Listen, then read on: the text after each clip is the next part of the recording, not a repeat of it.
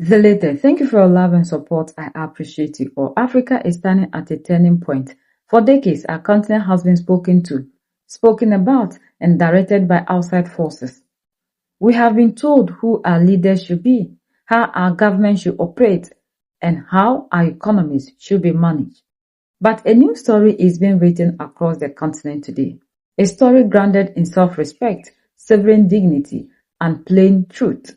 When we look across West Africa, Central Africa, and the Sahel, we see a shift that cannot be ignored. From Gabon to Burkina Faso, from Mali to Niger, leaders and citizens alike are asking fundamental questions about how international relations work, how debts are contracted, and whether the traditional system of global governance actually serve the ordinary African citizen. In a recent speech, the president of Gabon, Brice Nguema, spoke openly about how foreign nations and international banks treat African countries.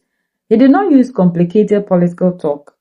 Instead, he addressed two main issues: foreign interference in African leadership and the unfair debt system that leaves African nations paying for projects that were never completed. President Nguema first spoke about the leaders of Mali, Niger, and Burkina Faso. He called them his brothers in arms and stated that they are true heads of states who are managing their own countries under very difficult conditions. He argued that foreign powers should stop trying to force immediate elections or dictate how these nations govern themselves. In his view, foreign relations must be based on equal respect between states, not on personal argument between individual politicians. Moving to the economic situation, President Nguema recalled the words of former Burkinabe President Thomas Sankara, asking why African nations must pay back debt that brought no real benefit to the people. He openly challenged international credit rating agencies that penalize African states, asking a simple question: do the people eat credit ratings? Those are my brothers in arms. And when we are brothers in arms, it means I am sincere and that we are sincere. I would even go further today. They are my counterparts. They are heads of state. Election or not, they must be considered as heads of state. Each one leads their country. We should not blame someone because there are no elections, there is nothing else. The time will come when they will decide to hold elections. We should not force their hand. We must welcome them as acting heads of state. Yes. It is not about giving privileges to some and refusing them to others. We are all heads of state. And I say it with my heart. I hold them in my heart. Each one defends the sovereignty of their country. Yes. Today we are in France. We have agreements. These agreements work. They have accepted the transformation. They accepted the paradigm. We negotiated it peacefully. Now stop acting as if there is a conflict between the AES states and France. What conflict is it? They have no borders. So I think the day they find the right balance, things can move forward, and then policy changes are happening all over Africa. Each man has his own policy, so let's not remain rigid. And the change in policy, the change in leadership can also bring new situations where rapprochements can be created. They have no problem with France. Stop presenting it as a conflict. Maybe a personal issue, but we won't expose the states for personal problems. I said it once in Libreville. You know, the relations between you and us, between France and Gabon, are state-to-state relations. We must understand these paradigm shifts. The day we enter into conflict, we lead our states into conflict. Is it good? So the states have no problem. Well, thank you. When it's good, it's good. We listen to the Gabonese president. The beginning is very funny. At the same time, towards the end, he is very, very serious and very, very determined. We listen and maximum sharing topics on. Remember what Sankara said at the time at the United Nations. Why I pay the debt. One debt I did not incur. One debt that has been imposed on me and that I do not see achievements. You say it so well. The situation deteriorates on the ratings. But do the people? Lives from the ratings. Do the people eat the notations? It's there. You have to ask yourself the question. I left in the presidential elections for the first time in my country, where all dues have been paid. Whether the World Bank is the bad one, the FD and others, the IMF, everything had been paid for. And why today to this situation? Because we have found that some projects carried out with these operators have not been successful, have not had the effect desired by the people. I can take some examples from you. You have the road in Dusela, financed by these same banks that degrade our ratings, and we pay for every deadline. The road is not realized. Do I have to continue paying? We have the water project. Look, in Gabon, people are complaining about water. Yes, I'm attacked every day for water. That does not arrive at the cleaning. There is no tap water. Do you know how much we spent on this project? We paid 150 billion CFA francs for the Pale Foot project with the same banks. And I even went to the inauguration of this site. I was led to believe that the water was going back to the tap. I am a scientist. I was told about scientific theories. The alchemy stroller. But come to Libreville, there is no water. And they left. So why me? I continue to pay for this project, which has no water.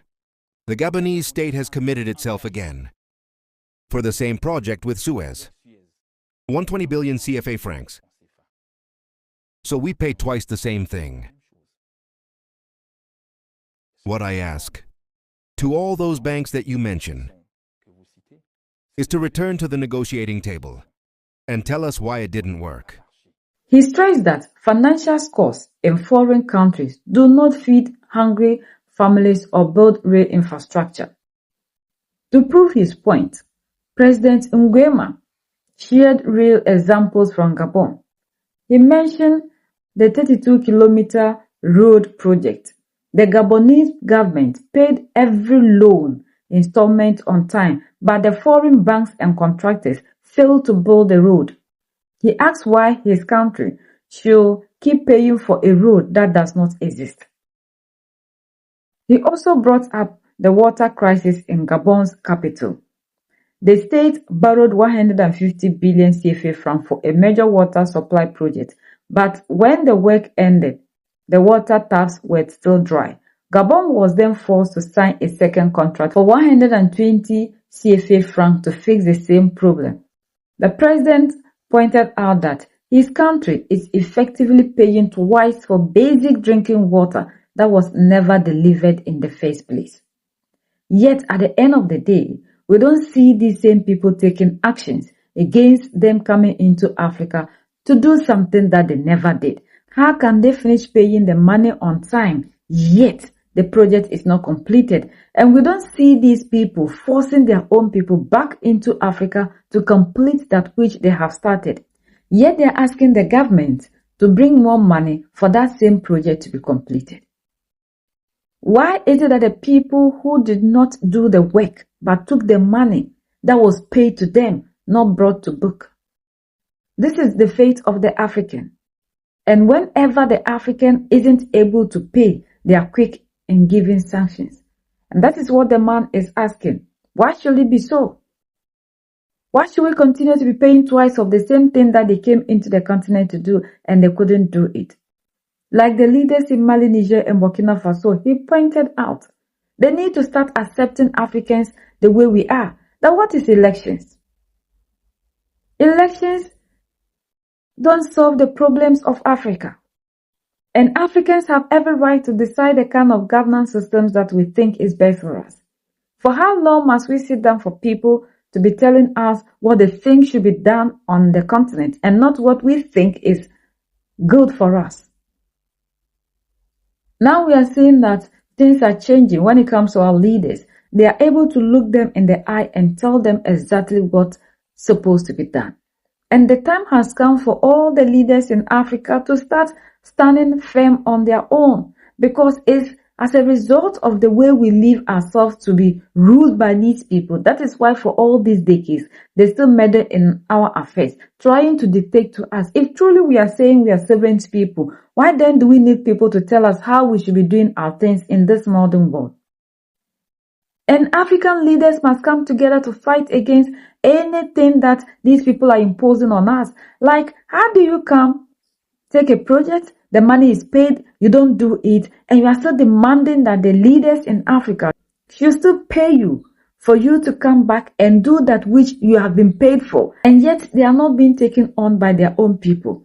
That kind of bias or double standard should come to an end. We don't need to always pay more when the project is not done. And that one is true. African leaders must stop paying for things that are not completed. Why should we be paying for the same thing that we paid for and they refuse to deliver? And instead of them to force them to come and deliver, we are rather asked to pay more. Some people came into office, inherited these kind of things, and they are asked to pay again for them to come and do it, yet the state had paid already. And we need to have our leaders to be bold to stand up against these things. We can't be doing that. If the project is paid for, then they have to force the people to come back into the continent to do it. And that is why we are asking our leaders to also help build the African, whereby we will do our things without needing foreign people to come into the continent to do things for us. It is time for our leaders to empower us, change the educational structure. It is time for us to stop going to be learning about what is photosynthesis, what is the highest mountain in the world, and learn practical things. Like Captain Ibrahim Traore said, engineering, agriculture, science, things that we can use to solve our own problems. We are the only ones that can set ourselves free. United we stand, divided we fall, and united we keep standing forever and ever.